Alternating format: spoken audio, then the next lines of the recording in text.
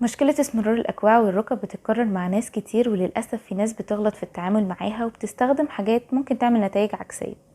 هكلمكم النهاردة عن أفضل طريقة لعلاج المشكلة دي بشكل آمن جدا وفعال.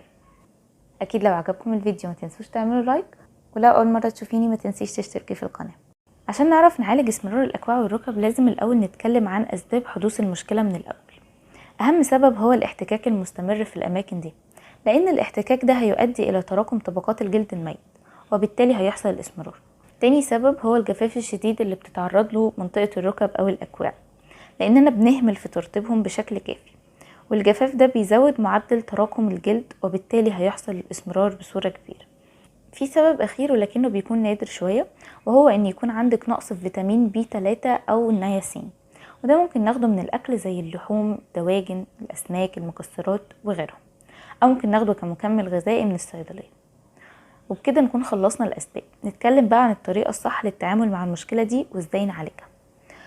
أولا لازم نمنع الأسباب اللي قلناها من شوية، يعني نقلل من الاحتكاك في المناطق دي، زي مثلا لو بنذاكر أو بنشتغل على مكتب بلاش نسند بأكواعنا على المكتب لفترة طويلة.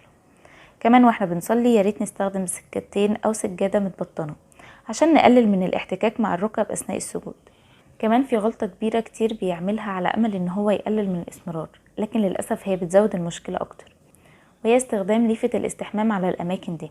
للأسف احنا كده بنزود معدل الاحتكاك، وده هيزود الإسمرار مش هيقلله زي ما ناس كتير معتقدة. بالنسبة للعلاج فهيكون معتمد على حاجتين. أول حاجة هو الترطيب القوي، تاني حاجة هو تقشير الجلد الميت المتراكم ده. أهم 3 مواد نقدر نستخدمهم في تقشير الركب والأكواع هما حمض اللاكتيك وحمض السلسليك واليوريا. واليوريا هنا هتشتغل كمرطب وكمقشر في نفس الوقت.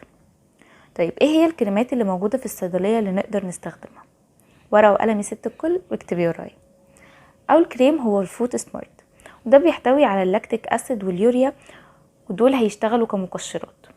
أهم حاجة فيه إنه كمان بيحتوي على زيت اللوز والجليسرين، دول كمان هيرطبوا.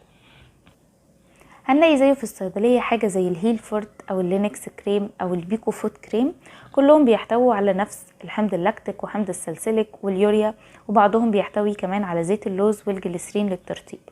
ممكن كمان نستخدم حاجة زي الدبروساليك سواء الكريم أو اللوشن، وده بيحتوي على حمض السلسليك، ولكن المميز فيه إنه بيحتوي على البيتا ميثازون، والبيتا ميثازون دي عبارة عن كورتيزون بتقلل لو حصل أي التهابات في المناطق دي.